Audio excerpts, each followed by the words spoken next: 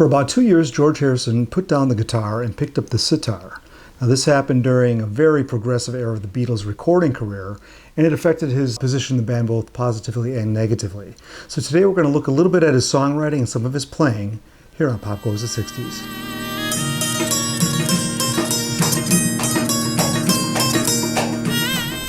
George Harrison had the benefit of learning from two of the best songwriters on the planet, John Lennon and Paul McCartney. The problem is that he was in a band with John Lennon and Paul McCartney, and it didn't seem like there'd be enough room for additional songs on albums, or so the story goes. Okay, one thing that I like to note here is that George Harrison actually was the first Beatle to have a composition legitimately released on a record, and that was the instrumental Cry for a Shadow, also known as the Beatle Bop, and that was in 1961 when they did the Tony Sheridan recordings. When Brian Epstein took over the management shortly after that, so by January of '62 when the Beatles were firmly under his management, one of the things that Brian did, and the Beatles all agreed to, was that John, Paul, and George would alternate lead vocals on their stage show. And the reason for this is that Brian realized that the Beatles were very special. They had essentially three frontmen, three lead singers, and he wanted to accentuate the versatility. So that's how George became officially, as far as stage time, an equal partner on the stage. And it wasn't until the Beatles a year or so later, when Love Me Do hit, and John Lennon and Paul McCartney started writing their hits, that George got eked out a little bit because the stage show became the hits. So no longer was George getting one every three songs as a lead singer, but an occasional lead vocal. So once the hits started coming, John and Paul got more of the limelight because of their songwriting partnership and because of the hits they were having. But that didn't stop George from writing his first song in 1963, which showed up on the Beatles' second album called Don't Bother Me. A really solid song, good song, and he said in interviews he wanted to write a song to see if he could write a song. And sure enough, he did. So if you look into 1964, the one song he did do was called You'll Know What to Do. That was not released. They never really finished that song. But then in '65 is when George started to really take off a bit. And at first, the first album in '65 was Help. And George had two songs on the Help album. The first one of note was from the film. It's called I Need You.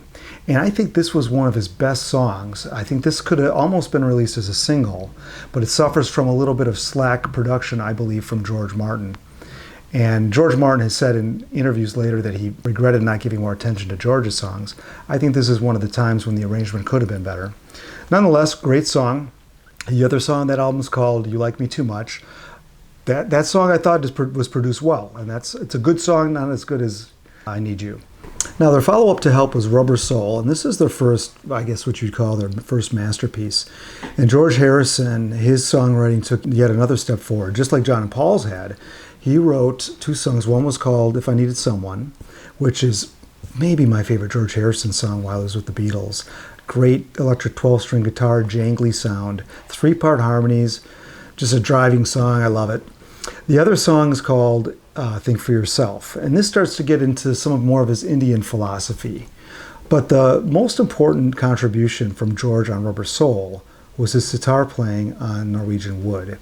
And this song, which is a great John Lennon song with a nice assist from Paul McCartney, they were in their Dylan mode, and this song has got everything Dylan can't put in a song. Heavy melody, beautiful instrumentation, some nice harmonies, and that sitar really took it to a new level.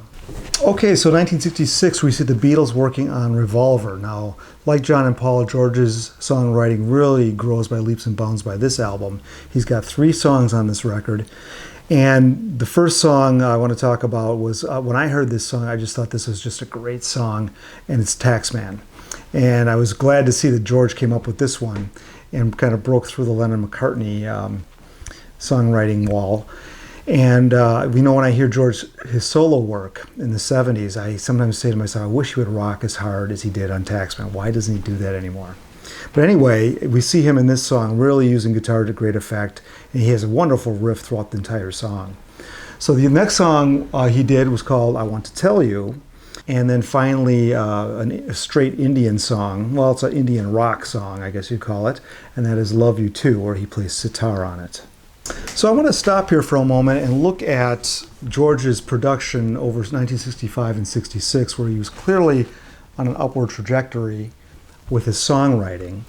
And one of the things that history always tells it this way, it goes something like this.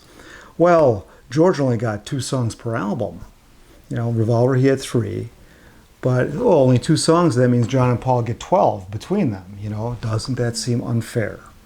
Well, if you compare George Harrison to Lennon and McCartney, they're prolific. They were cranking them out.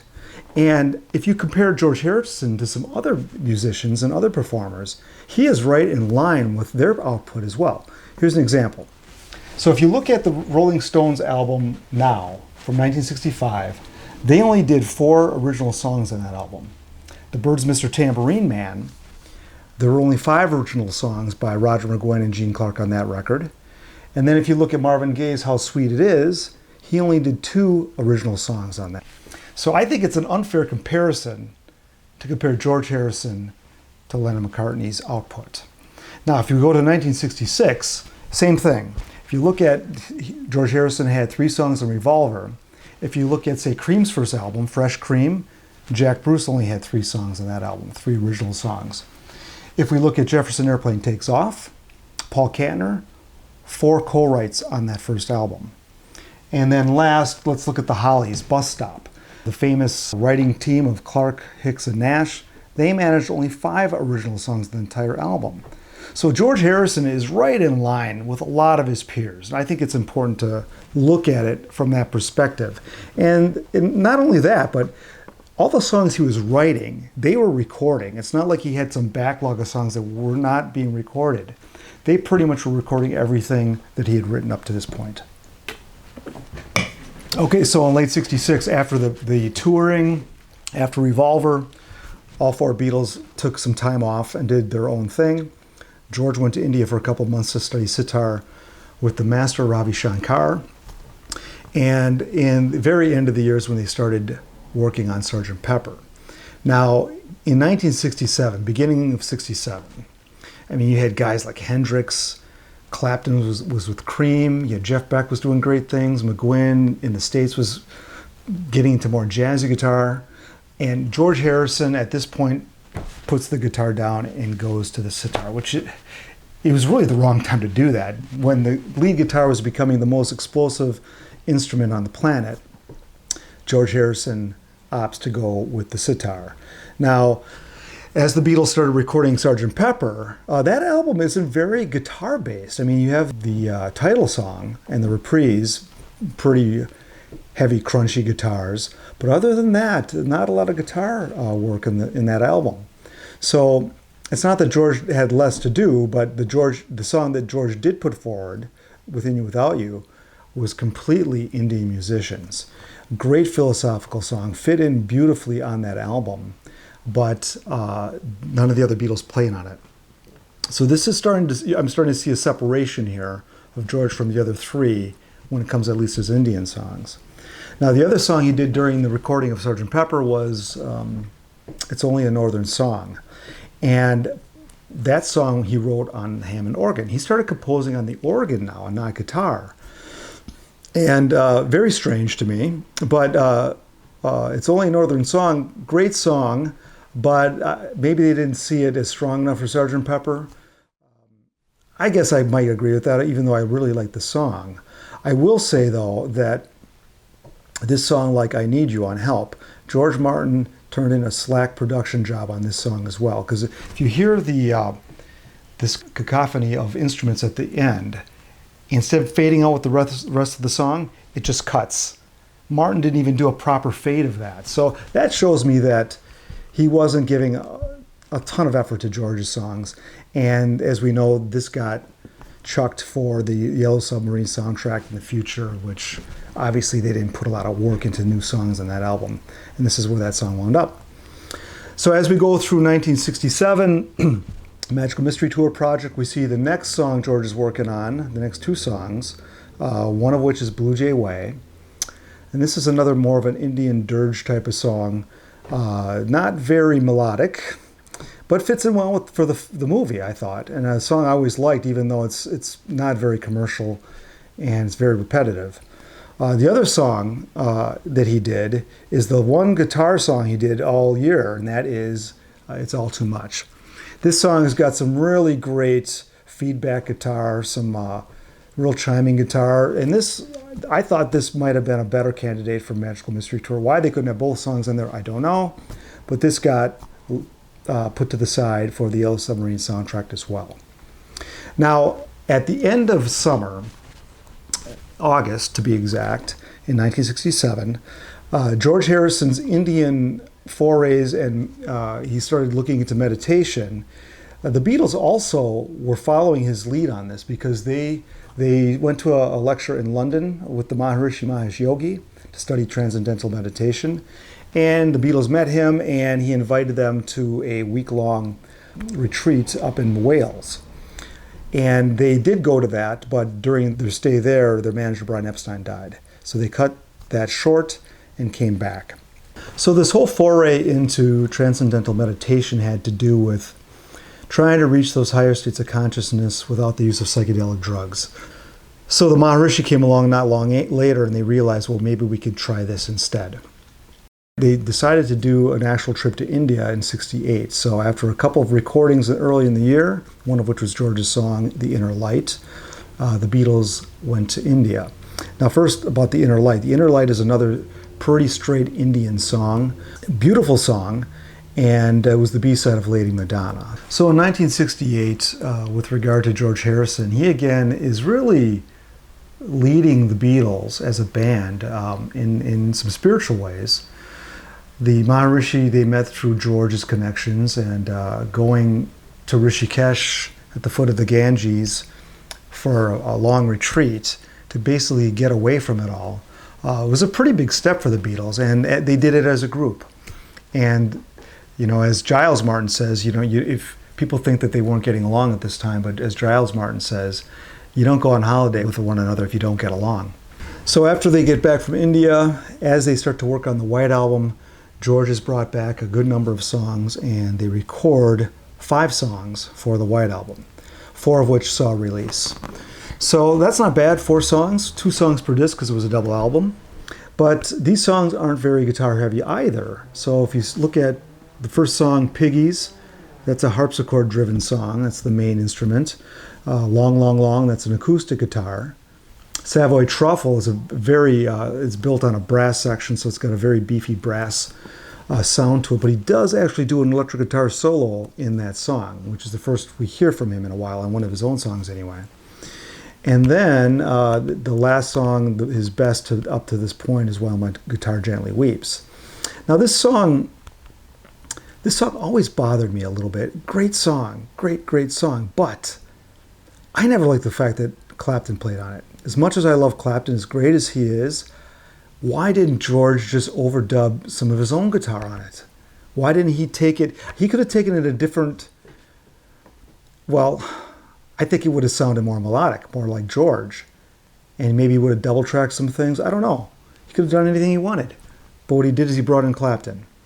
Supposedly because the others were acting bitchy, and when you bring somebody in, everybody starts behaving. But I wonder, he wasn't playing much guitar for the last 2 years. Maybe he didn't feel up to doing the solo. I don't know. So the last song I'd like to talk about is the 5th song recorded of George's, called Not Guilty. And this song was a little bit, I think this was a little controversial within the band, because George is talking, the lyrics are talking about John and Paul maybe resenting George leading them to India to do all this India stuff as if it harmed their career or something. So here's what an interview with Billboard editor Timothy White said in 1999. Harrison referred to, quote, the grief I was catching from Lennon and McCartney post-India, and explained the message behind the song. He said, quote, I said I wasn't guilty of getting in the way of their career. I said I wasn't guilty of leading them astray in our going to Rishikesh to see the Maharishi. I was sticking up for myself. To end the year, after the White Album got out the door, George went to New York with Patty, and he spent time with Bob Dylan and the band. And this was kind of a revelatory experience for him for a couple reasons. I think because, number one, he picked up the guitar again. He started playing the guitar. And he didn't really, I don't think he ever focused on the sitar much the rest of his career. And the band was on the buzz of stardom. They were the hottest band in rock, and they were on the climb. And essentially, George was hanging out with the band in their Hard Day's Night era. So everything's rosy, the water was warm, and George is thinking, well, hey, why isn't my band this warm and rosy? So that's the attitude George came back to when they did the Get Back recordings. And he had been writing a lot more as well. It's almost as if when he picked up the guitar, he was able to write more. And this is when we see him coming forward with a lot more songs in 1969. So I said earlier that George's Indian foray and into the Indian music, into the transcendental meditation with the Maharishi, may have alienated himself with the band. The good thing is I think other Beatles bought into this. They did these things together, and they were exploring. And I think the exploration took them in different directions when it came to at least transcendental meditation or LSD or what have you. In 1968, Paul McCartney had made a comment. He had a quote about the song "The Inner Light." He said, if I remember correctly, he said, "Forget the Indian stuff. Isn't the melody lovely?" And he was complimenting the song and complimenting George on the melody, but he was saying, well, forget the Indian stuff, because, and I believe the reason he said that is because it just wasn't for everybody. Some people just didn't like the Indian stuff. I know people that would skip over Within You Without You on Sgt Pepper because they weren't into that. Now, I love it. I'm into it. Would I want it on every song? No. I think it's a good mix, but in the Inner Light, I think Paul was just was stating the obvious, and there was a separation there of interests. John also said something in late '69 where he said, well, for a brief time you went Indian and we weren't needed.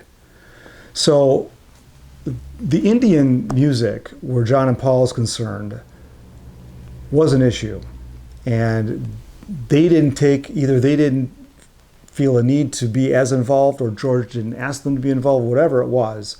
There was a little bit of a schism there. So 1969 started rough with the Get Back, Let It Be sessions, and then that morphed into what became Abbey Road, and that morphed into them breaking up. So within a year from George hanging out with the band and Bob Dylan, the Beatles were essentially done.